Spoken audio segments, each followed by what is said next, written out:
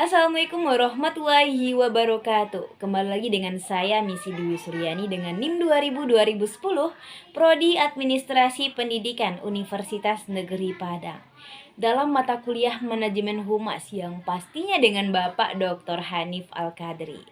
Dan sekarang ini saya akan menganalisis dan menggali bagaimana perbedaan humas, bagaimana perbedaan PR dengan advertising, dengan marketing, promosi, penjualan, propaganda, dan publicity, dan lain-lain sebagainya.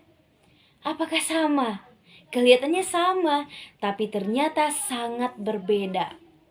Maka kita akan kenali lebih jauh tentang persoalan ini. Sekarang kita pahami dulu ada istilah MPR dan CPR. MPR itu adalah Marketing Public Relation dan CPR adalah Corporate Public Relation.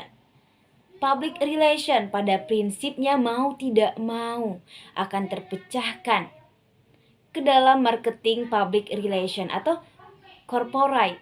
Yang satu terkait dengan marketingnya, yang kedua terkait dengan corporate-nya. Apabila ditanyakan untuk apa marketing public relation, jawabannya ternyata singkat. Ternyata adalah untuk membentuk citra perusahaan, memperbaiki dan meningkatkan citra perusahaan yang berdampak terhadap keputusan pembeli secara bisnis.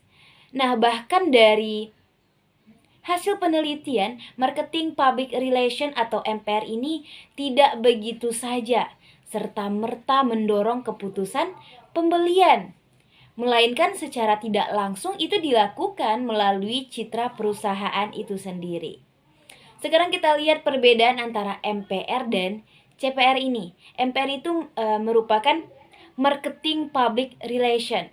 Itu merupakan proses dari perencanaan, pelaksanaan, dan evaluasi berbagai macam program yang mendorong nilai beli, minat beli, serta kepuasan konsumen. Bagaimana dengan CPR? Nah, Corporate Public Relation ini adalah fungsi manajemen perusahaan dan tujuannya adalah untuk mendukung tujuan masyarakat. Jadi fokusnya bukan pada penjualan, tapi untuk mendukung tujuan masyarakat. Alat dan teknik PR yang sering digunakan untuk menunjang marketing atau penjualan suatu bisnis. Kita menyebutnya komunikasi marketing atau marketing public relation. Banyak pengelolaan yang menerapkan PR sebagai pendukung usaha promosinya dalam rangka marketing mix. Ini menerapkan pembauran dari pemasaran yang dilakukan oleh perusahaan, mulai dari produk, price, players, promotion. Nah, ini saya ambil dari istilah pendapat Saitel 1992 bahwa promosi dalam marketing yang disebut dengan mix atau pergaulan pasar itu. Sekarang kita lihat sesuai dengan topik yang dibahas tadi, apa perbedaan antara PR dengan advertising. PR prinsipnya lebih banyak kepada bidang pemberian informasi, mendidik, dan menciptakan pengertian yang sama, pemahaman yang sama melalui pengetahuan. Sedangkan advertising ini kaitannya dengan iklan, periklanan, lebih menekankan pada selling mindset dengan menggunakan keterampilan yang kreatif. Jadi memang tujuan itu adalah iklan, menjual sesuatu dengan mempengaruhi daya pikir dari calon klien atau masyarakat. Keberhasilan iklan itu ditentukan dari keberhasilan PR. Keberhasilan PR dalam menyampaikan atau mendidik masyarakat terhadap produk yang diiklankan tadi. Bagaimana pula perbedaan antara PR dengan marketing? Marketing adalah satu rangkaian kegiatan yang mengatur arus barang dan jasa dari prosedur dan konsumen. Jadi harusnya yang menjadi rangkaian kegiatan yang mengatur arus barang dan jasa dari prosedur ke konsumen. Dalam hal ini tanggung jawab PR dan periklanan juga mengkomunikasikan segenap konsep gagasan dalam objek yang dipasarkan. Sehingga pada akhirnya di benak khalayak, sasaran yang tertanam adalah benih memotivasi untuk membeli apa yang dipromosikan. Usaha pemasaran yang didukung oleh kegiatan PR dan periklanan tidak terbatas pada pemasaran barang dan jasa konversial. Ini harus diyakini, melainkan juga untuk mempromosikan terciptanya dan tercapainya tujuan-tujuan sosial ekonomi dan sosial budaya yang dikenal dengan social marketing. Sekarang kita sampai kepada perbedaan antara PR dengan publicity. Publicity, apa itu? Publicity adalah satu tugas dari divisi yang berupa kegiatan untuk menceritakan kepada masyarakat, kepada klien, kepada publik eksternal yang menjadi target marketnya kita. Yang mana itu tentang hasil produk atau jasa perusahaan atau produk yang memang ingin dipublish. Jadi publicity ini suatu kegiatan yang sebenarnya bisa dikontrol. Dan hasilnya itu bisa baik, bisa tidak baik, bisa bermanfaat atau tidak bermanfaat, bisa mendatangkan keuntungan atau justru kerugian. Dan ini ada kaitannya dengan PR, keberhasilan public relation. Nah, publicity biasanya menghasilkan citra, dan ini sangat berhubungan dengan informasi yang diperoleh dari publik.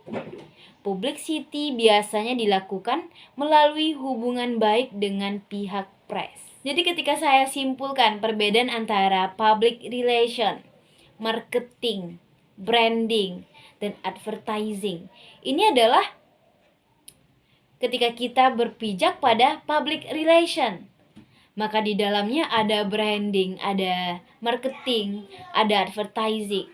Tapi di dalam marketing hanya ada satu pekerjaan, begitu juga dengan branding. Mereka secara parsial terjadi. Analoginya begini, misalnya ada seorang pria yang lagi suka dengan satu wanita. Berarti si pria ingin menjual dirinya, menjual kebaikan pria tersebut supaya calon wanita yang pria ini inginkan itu tahu dengan pria tersebut. Jadi supaya calon wanita itu tahu dengan si pria, berarti pria harus mempromosikan dirinya. Sedangkan kalau advertising, namanya juga iklan, berarti si pria harus mempromosikan dirinya berkali-kali. Karena itu butuh waktu yang banyak sampai muncul brandnya, sampai muncul di benak wanita tersebut. Jadi setelah melalui proses yang panjang, barulah branding akan muncul. Jadi berbeda sekali dengan PR. Kalau marketing kerjanya dia menjual diri dulu, supaya diketahui apa yang sebenarnya yang belum diketahui. Jadi orang lain tidak akan tahu produk kita kalau kita tidak menjualnya. Kalau dalam konsep advertising, ini butuh waktu yang panjang sampai orang lain paham. Coba lihat iklan di televisi atau disampaikan oleh radio. Ketika kita mendengarkan, butuh sekali, 2 kali energi yang lebih panjang untuk bisa memahami ini produknya apa, ini apa. Sampai butuh waktu yang panjang itu. Maka itu kan terbranding dengan sendirinya. Nah, yang paling luar biasa ialah kemampuan dari PR, dari semua yang tadi itu. Maka yang menilai itu yang akan menjual tadi. Dalam public relation atau praktisi humas yang menjelaskan itu bukan kita, akan tetapi orang lain. Karena ketiga kegiatan ini sudah terikat secara tidak langsung dalam kegiatan public relation. Jadi kemampuan praktisi PR melekat pada kemampuan marketing, kemampuan advertising, dan juga branding di dalamnya. Makanya menjadi seorang praktisi public relation punya tanggung jawab moral yang luar biasa. Tanggung jawab dan energi yang gila-gilaan. Dan kemampuan yang dituntut didalami gitu.